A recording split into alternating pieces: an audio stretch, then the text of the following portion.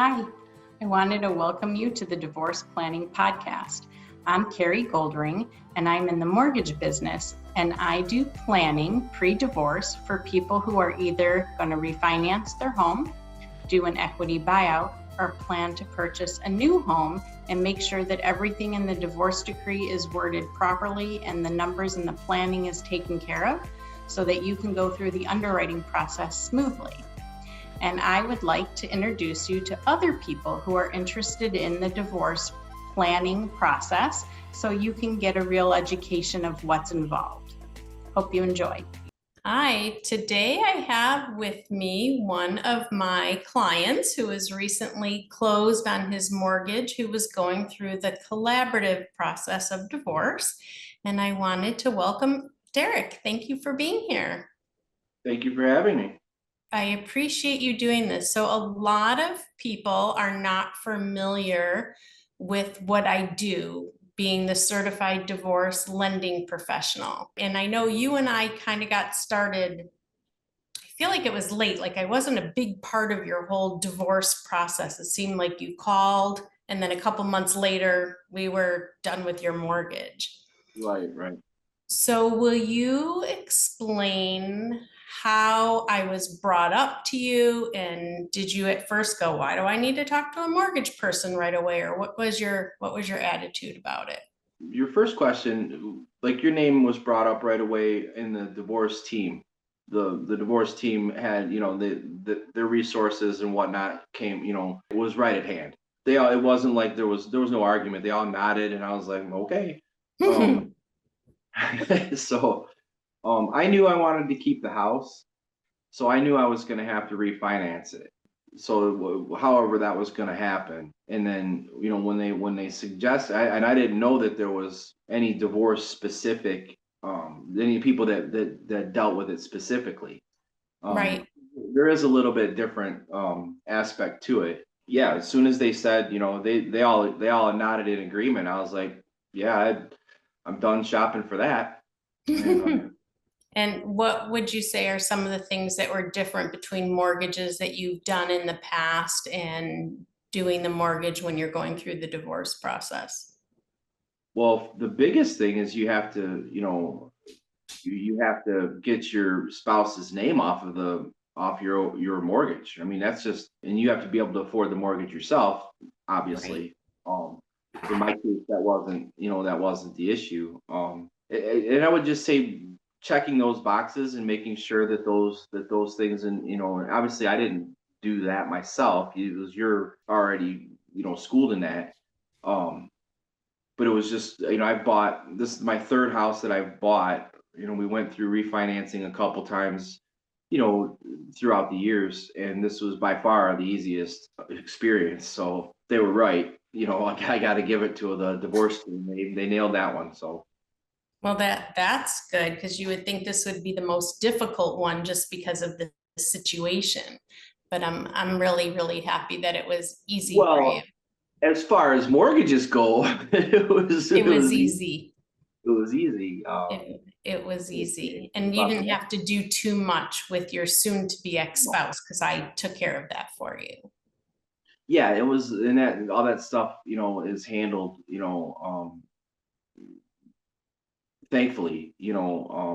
We still had to meet to sign like the notary documents and whatnot, and that was okay. I mean, it was, we have a working relationship, on those things. So other than that, I mean, it was pretty hands off. There was no office visit or anything like that. I know just from experience is a lot of times people think when you're going through a divorce and you're trying to give money to your spouse, or you're trying to get money to buy off debt, which I think you were going to pay off some debt, Yeah.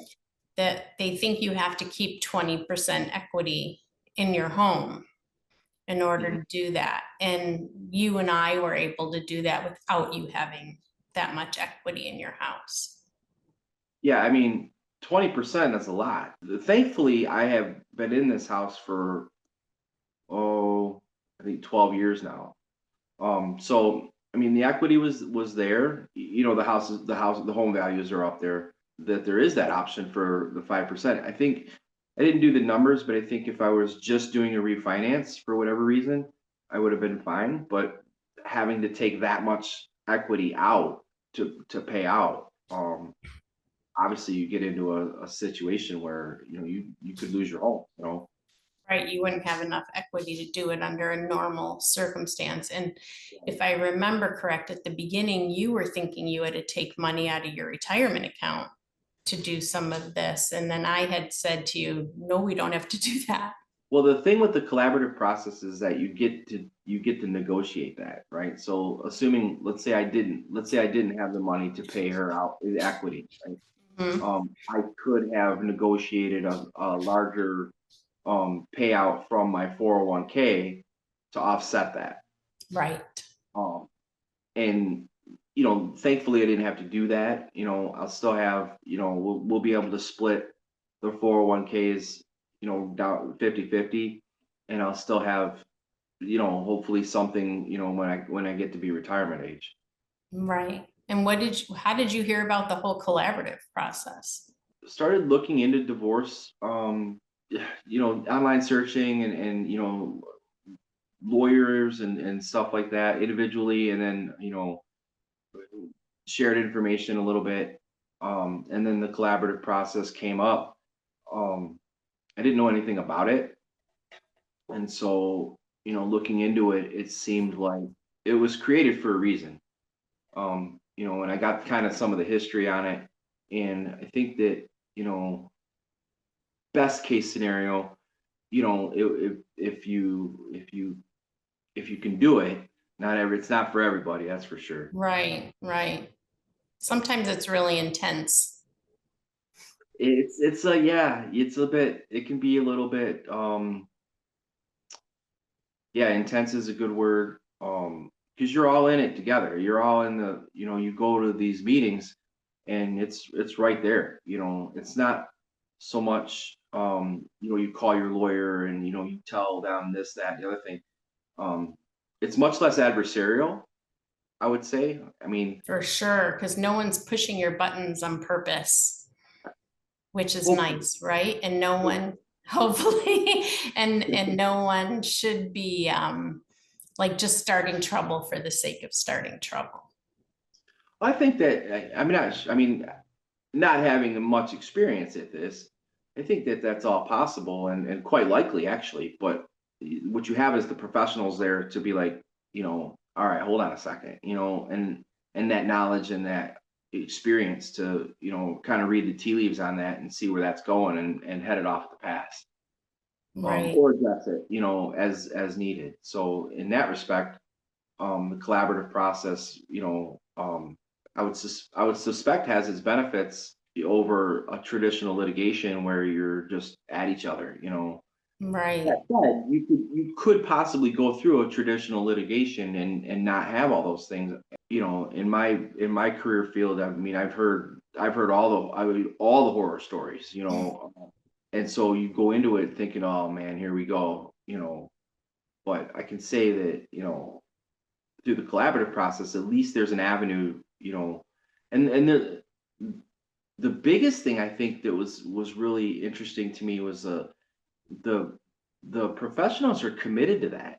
Like, it's a small circle, right? It's a very small circle, yes. And they all know each other, and so they're committed to that process remarkably. So if anybody were to cause trouble or whatnot, I don't think they'd last in that little community very long.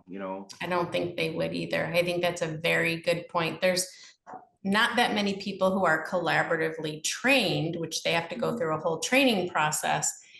But besides being trained, then there's a smaller circle of people who participate and meet with each other on a regular basis and really try to make this a good, smooth process. So they are looking at you prior divorce, during divorce, and setting you up for success after divorce, which I don't think a traditional divorce does as much of. They really want to make sure that you as a family can still operate as a family as much as you need to when all is said and done. Yeah, I mean, no process is a cure for, everything, right? Right. That's still up to the individuals down the road, after the fact. Hopefully, we're not completely through it yet. We do have kids, so but my kids are grown. They're both, in college now, so Oh, um nice. that the custody thing and that type of thing was not an issue.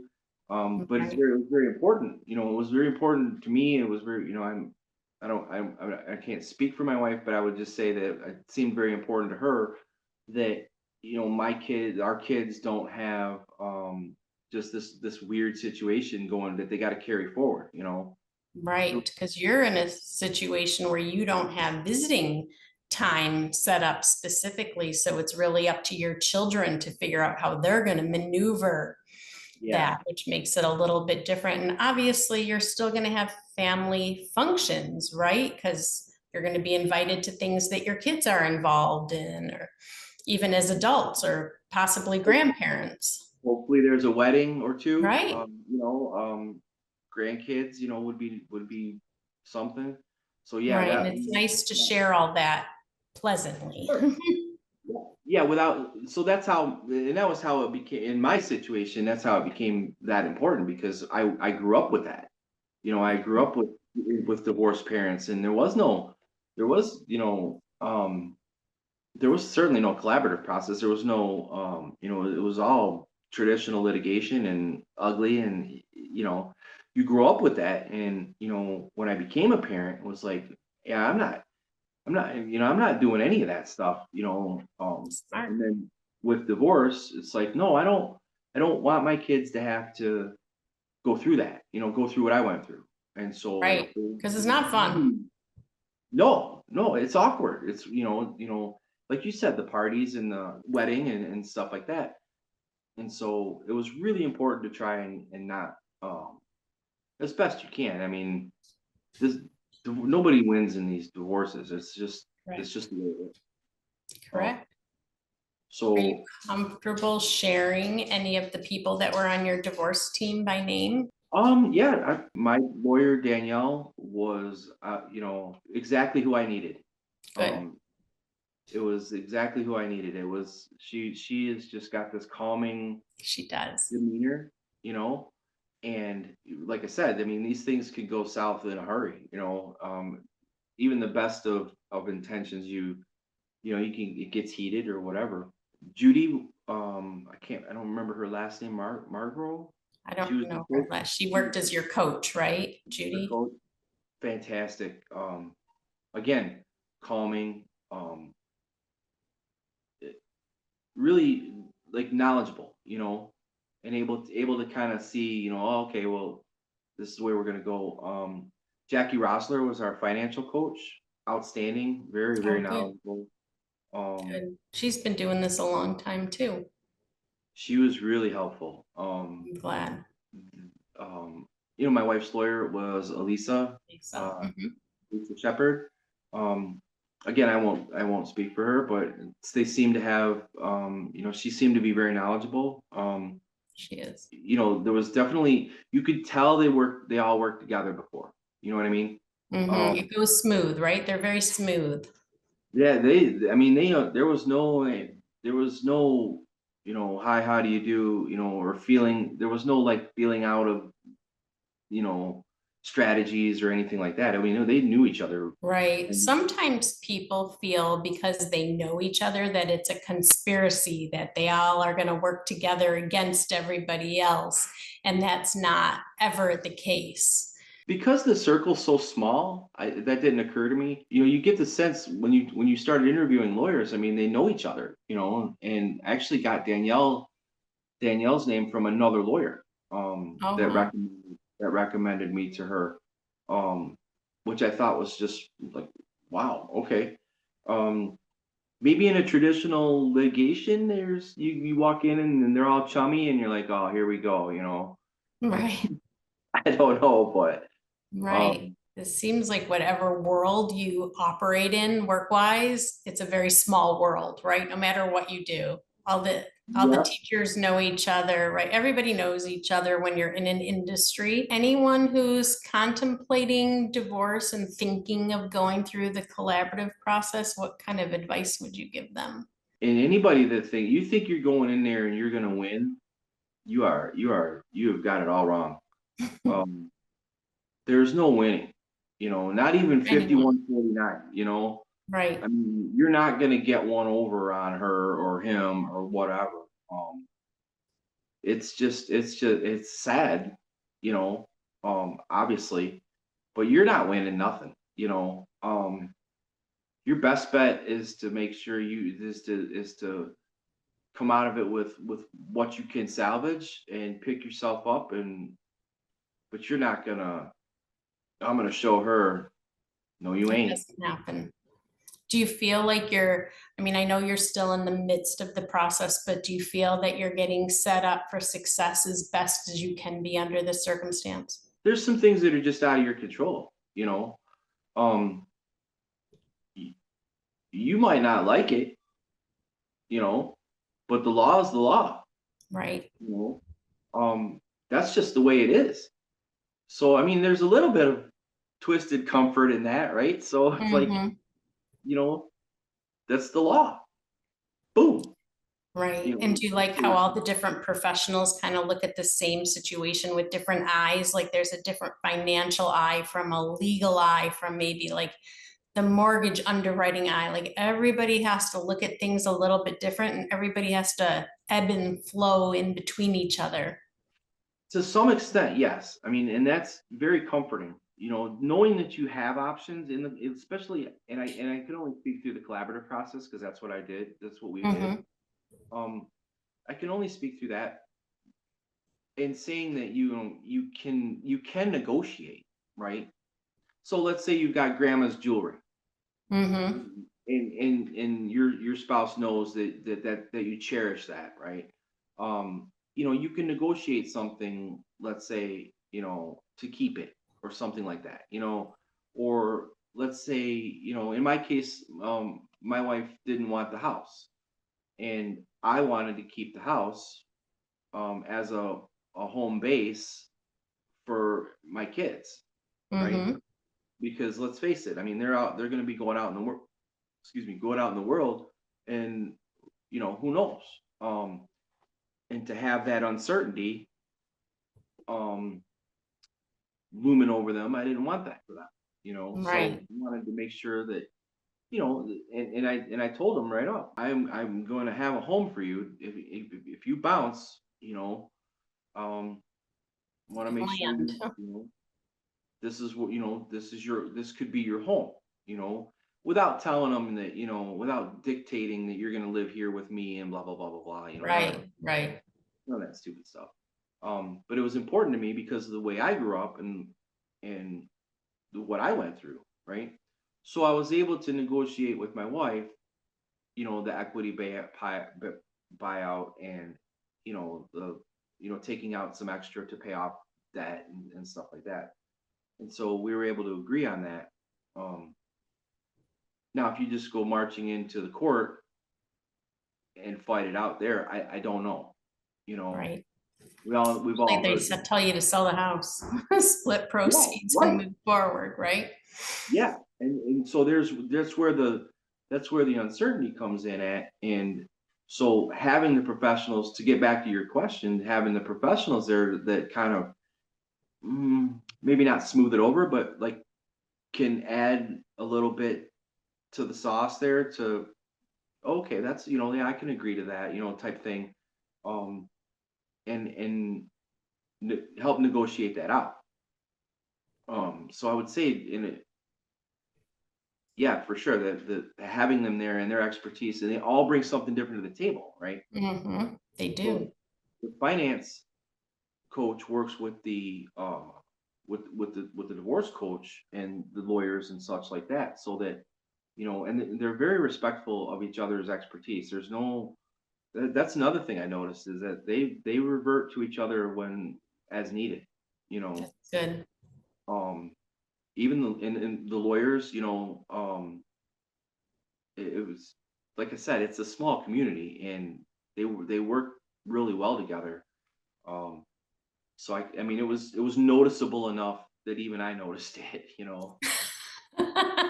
That's awesome though, and that's great, and that's you want the best scenario that you can get for the unfortunate circumstance that you're under, and it sounds like you got to take advantage of that. Yeah, like I said, I mean, you're not gonna win. It's just not the way it is. And would you say that everything was explained well to you? Like you go through the process, and sometimes I think when people go through a traditional divorce, no one really spends a lot of time explaining things. Do you feel like everything was explained well to you? Yes, maybe not in the order that you might think. Um, we did a meeting of a meeting about budgeting, and I was a little caught off guard by that, because you know the and I understood it after. Mm-hmm. I didn't understand it going through it. So like our finance coach Jackie had a very thorough budget um outline that to fill out. And I was just like, all right, and she's like, so I had come in with some numbers that were my bare minimum numbers. This is what I need to pay for the house, this is what I need for the bills, this is what I need for, you know, gas and stuff like that. Right. And she's like, well, what about your travel? And I'm like, what about it? You know, she says like, well, what about clothing? And I said, lady, I don't have a clothing budget. If I need pants and I don't have You any go get money, pants. I don't get pants, or if I need pants and I have the money, I go get pants. Right. And I think when some people don't live off a budget, which is probably the majority of people, whether they should or they shouldn't, and then you're told, let's do a budget, I think a lot of people are put off. A lot of it was really hard for me to categorize. I bet. I You bet. know, It's hard to think about what you spend. You have your monthlies, you have your weeklies, you have your yearlies, and no one pays attention to everything. And then every month you seem to have a surprise, right? Everybody gets a surprise, it seems, oh every God, month. yeah, kids' cars is being a big one, right? Um, Lately, it, just insurance, right? Insurance has been oh, a huge thing for people. well, let me tell you, I'm really glad that we're not having an insurance podcast because I'd have a lot more to say. Yeah, that I think that's where the money making is going to be in the future for sure, is insurance. Thank you Yeah, for all your time and for being a client of mine and for doing this podcast with me. I thank really, you. really appreciate it. It was a huge weight lifted off one of the milestones of getting this house squared away, and I can't thank you enough.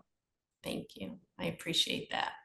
I hope you enjoyed the podcast. I'm Carri Goldring, and if you ever have any questions regarding mortgage, feel free to give me a call or send me a text message, 248-420-4524. Hope you enjoy the rest of your day.